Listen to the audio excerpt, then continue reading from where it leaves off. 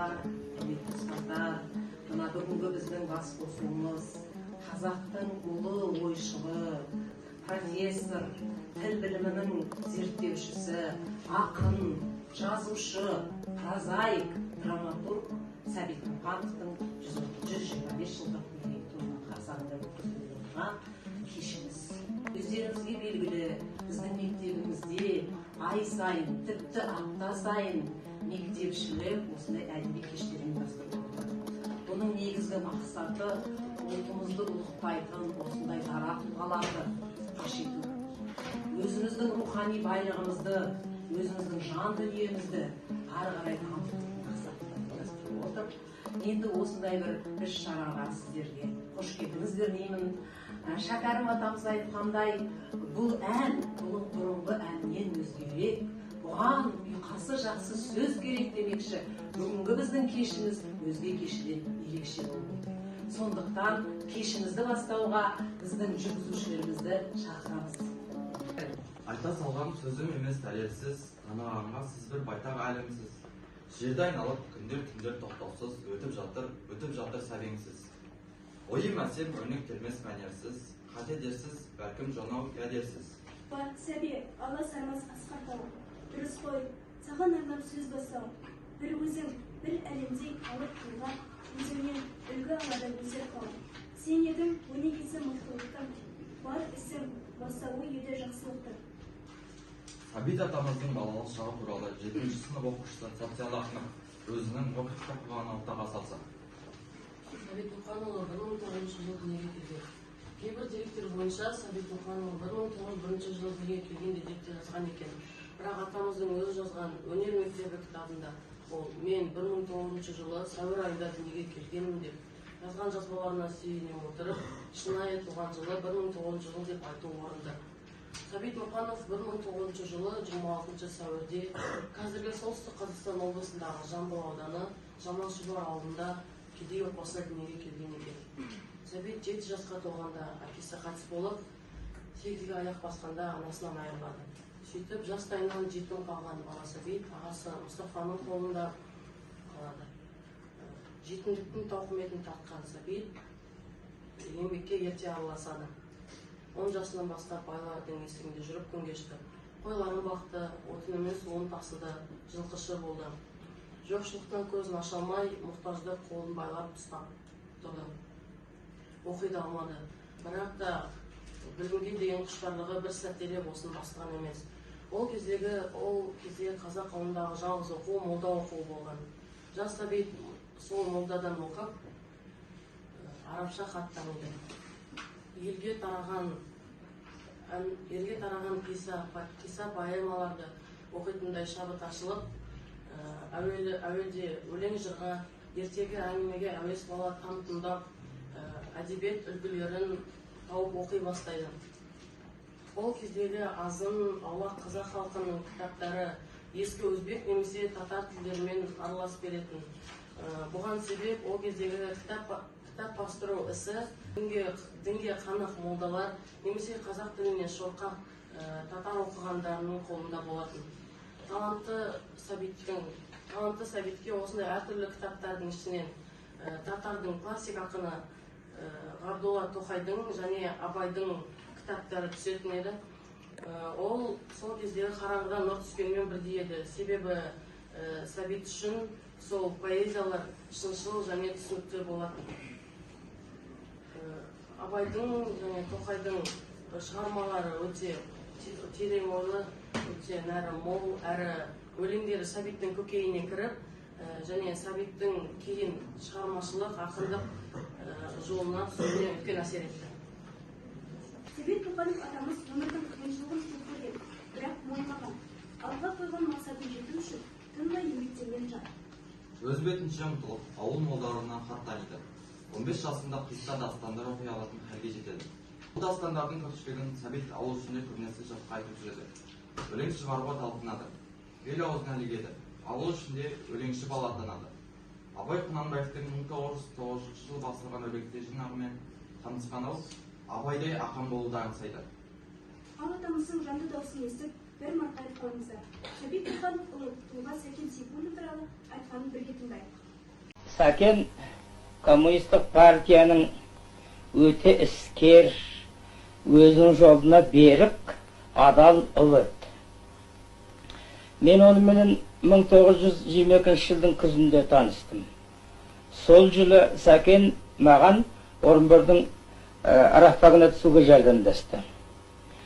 Сол жылдан бастап өмірі біткенге дейін мен Сәкенменен жақын дос болдым. Сонда байқағаным, бұл кісінің таусылмайтын қайраты, жігері, өзі үкіметтің бастығы бола тұра, үлкен жұмыстарды басқара отыра, ол әрдайым жазушылық жұмысында мұтпай, оны да үнемі қадағалап атқарып отыратын еді.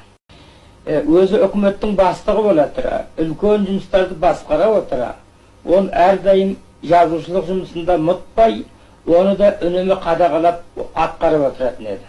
Құрметті көрермендер, сіздермен бірге сонау 70-ші жылдарға сапар шектік. Сәбит Мұқановтың туғанының бейнесін көрдік. Сонда дауысын естідік. Қайсаровты бабамыз Сәкен Сейфуллин туралы естеліктерді естідік. Ұлы іс істеу үшін де ұлы жол таңдап алусын тек бекер айта алмай екен.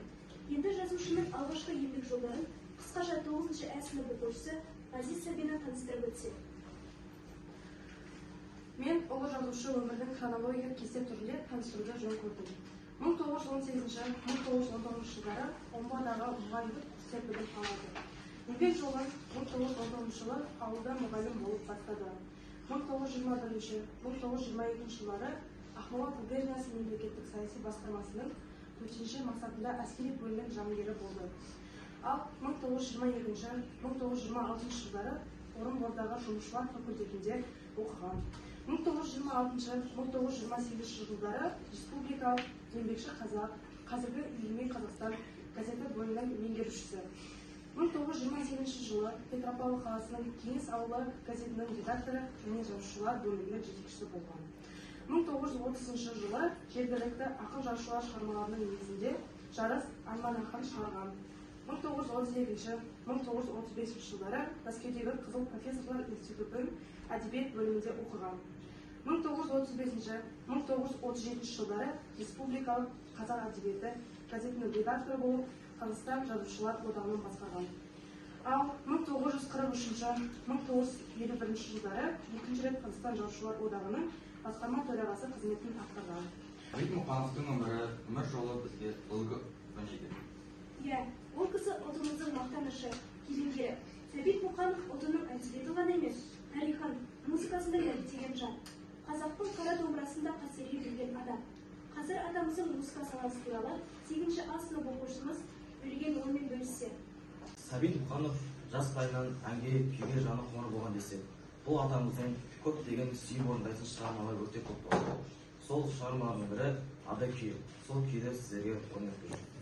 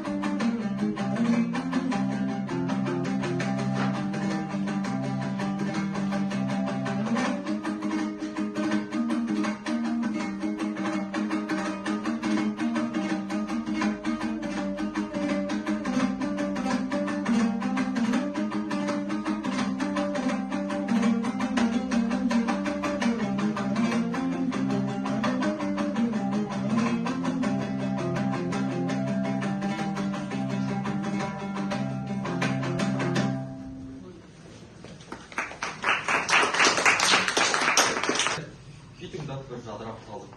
Ұлы ойшылдан қыран тартпаған салыстар жоққа тең. Енді шығармашылығы жөнінде ой бөлісетін 9-ші Ә сынып оқушысы Байырбек Аңдесов.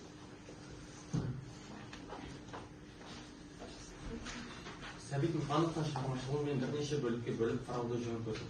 Алғашқы өлеңдері мен поэмалары, мақалалары мен әңгімелері 1917 жылдан жариялана бастады. Ол 1924 жылы өлеңдері мен мақалаларынан және аударма шығармалардан тұратын Совет өкіметі һәм қазақ әйелі атты тұңғыш кітапшасын шығарған. 20 жасында поэма жаза бастады. Балбөпе, жетім қыз, батырақ, қанды көл, шүйткө қара айғырым деген секілді поэмалар жазып шығарды. 30 жылдары Майға сәлем, сөз советтік армия атты өлеңдері Ақ аю поэмасы, Жұмбақ жалау романы, тағы басқа туындыларынан замандас бейнесі қоғам кескіні аңғарылды. Одан соң Темір тас, естілі романдары, Достар повесі, тағы басқа шығармалары жарыққа шыққан. Жұмбақ жалау, Ботагөз романында Қазақстандағы 1910-1920 жылдардағы күрделі оқиғаларды бейнелеген. Сәбит Мұқанов 40 жылдары Менің мектептерім романын, Балуан шолақ повесін, Сырдария романын, поэзия маршылы, Майданға хат, Жеңімпаз қызыл армия, Фашизмнің ажалы, тағы басқа прозалық және поэзиялық шығармаларын жазды. Прозада ол роман мен мемуарлық әдебиеттің дамуына үлес қосты. 50 жылдары Шоқан Уәлиханов драмасын, Тыңдағы толқындар романын жазды. Сәбит Мұқанов драматургия саласында да көп еңбектеді. Кезінде театр сахнасына тұрақты орын алған Шоқан Уәлиханов, Қашқар қызы, Сәкен Сейфуллин пьесаларының көрермендер тарапынан жоғары бағасын алған шығармалар. Қазір сіздердің назарларыңызға Сұлушаш поэмасынан бейнебаянды ұсынғымыз келіп отыр. Бейнебаянға назар аударсаңыздар. Сәбит Мұқанов поэмаларының ішіндегі шоқтығы биік тұрғаны Сұлушаш поэмасы. Халық ауыз әдебиетінде бұрыннан келе жатқан Сұлушаш туралы жыр үлгісінің негізінде жазылған поэмаға Сәбит Мұқанов жаңа сюжеттер, тың оқиғалар қосып, жаңаша көзқарас тұрғысынан қарап жырлаған. Сәбит өз кезеңіндегі идеологияға сәйкес Алтайды құлдың баласы етіп, Тезек, Шұнақ, Қайсар, Ермек секілді жаңа кейіпкерлер қосады. Поэма сюжеті махаббат құдіретін танытуға құрылған. Қос ғашық Алтай мен Сұлушаштың өскен ортасын, жастық шағын суреттеуден басталып, қосылған мүмкіндік жоғын байқаған ғашықтардың түрлі кедергілерден өтіп, қашып тауға панылайтындығымен жалғасады. Сол тауда Алтайдың досы Қайсар құздан құлап мерт болады да, бұлар жоқта тау үңгірінде жалғыз қалған Сұлушашқа жолбарыс шауып, жем болмас үшін Сұлушаш тау өзеніне құлап қаза табады. Поэма жалғыз қалған Алтайдың жолбарысты өлтіріп, өмірден түңіліп, өз-өзіне қол салуымен аяқталады. Шығармадағы негізгі тартыс махаббат тартысы. Дегенмен автор негізгі кейіпкерлердің шыққан тегіне байланысты, содан шығатын психологиялық тартысты да терең пайдаланған. Поэма идеясы шынайы махаббатты ардақтау, бірақ әділетсіздік пен теңсіздік билеген қоғамда ғашықтар тілегіне орын жоқ екендігін көрсетуге негізделген. Сәбит Мұқанов бұл шығармасын өмірдегі өзі ұстанған бағыт ізімен жазған. Поэмада таптық, топтық жіктеулердің арасын айқын ашып көрсетіп, өзінің қай топты жақтайтындығында аңғартып отырады. Ақын тіл байлығын орнымен мол қолданып, көркемдегіш құралдар арқылы әрбір кейіпкердің бейнесін мейлінше толық ашып береді. Бұл әсіресе Алтай мен Сұлушаш бейнелері суреттерінен анық аңғарылады. Құрметті оқушылар, ұстаздар, бүгін біз ұлы тұлға Сәбит Мұқановтың өмірінің шығармашылық жолына қысқаша шолу жасадық. Ол үлкен теңіздің кішкене жаңа тамшы деп білерсіздер. Себебі жазушының барлық шығармасы мен өмір жолын 1-2 сағаттың ішінде танып білу мүмкін емес. Алдымызда ұлықтаған дара тұлғаның шығармашылығы бас иген болашақта өмірін поэзиямен байланыстыруды жөн көрген талантты оқушымыз Еділді ортаға шақырсақ. Біз Сәбит атамыздың көптеген еңбектерін білеміз. Ол кісі бізге еңбектерінің ұшақ теңізін қалдырды. Біз сол еңбектерді бағалауымыз керек.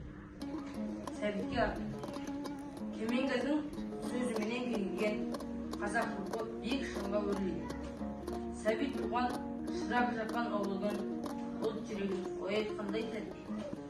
Қаламымен тарих сырын сөйлетіп, тұлпар сөзі сіңдеді әйелден. Даналықтың дариясын кешкендей сан ғасырға сәуле шашты шуақ. Аңыз болып, арда тұрар бейнеңіз, ұрпақ үшін ұлағатты салғаныз.